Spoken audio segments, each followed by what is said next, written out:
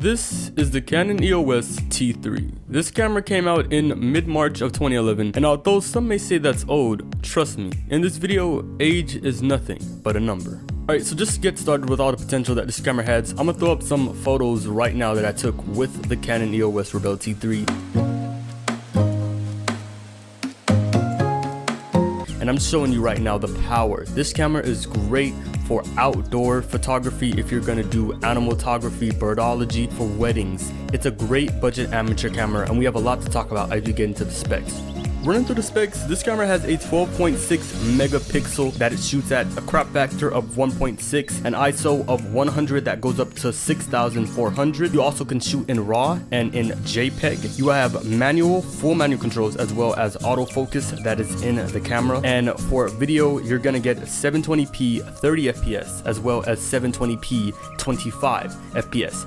Now, continue on with the camera. On the left side, you're gonna have your RCT, which is gonna be in the first port. That's gonna be your remote control terminal. Going down to the second port, you have a USB mini, which we're gonna talk about, which is really important with this camera, as well as a mini HDMI, which gives you a clean HDMI feed. Now we move to the top, you're gonna get one top shoe that you can use for an external mic, or you can use for an external flash, or whatever you choose to put on the camera.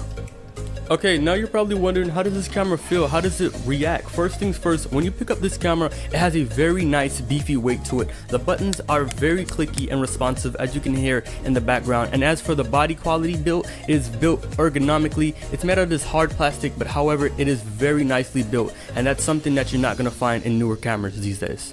Okay, so now that we have the specifications and the ergonomics of this camera out of the way, let's jump into the video quality. The Canon EOS Rebel shoots at 720p 30 FPS and 720p 25 FPS. Now, the 25 FPS, if you're wondering, I'm about to school you real quick. That's if you want to do some slow-mo shots. You can be doing this for 60 FPS, 120 FPS. That's just why you have that cap. It's really good that they put this on this camera. The video quality, you're watching it right now on the screen. This footage is all recorded of me vlogging, testing out the audio and the mic. A huge spoiler alert, as you can tell, the mic is probably not the best, so what you would need to do is buy an external mic. I'll have a link in the description for the best budget mic that you can get. That's also good for this camera.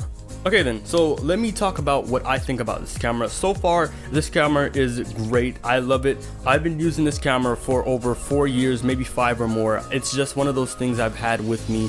I really don't use it for the video quality. However, I do a lot of photography, and I have my own little photography on the side, so I do that, and this camera makes up for it all the way. If you know what you're doing, it's really not that difficult. I'm also gonna put in the link in the description everything I use, my ISO, the lenses as well. Now let's talk about the lenses. First lens we're gonna talk about is the stock lens that comes with this camera. The stock lens that comes with this camera is a 18 to 55 millimeter lens. It's a EFS lens, and this camera comes stock with the camera.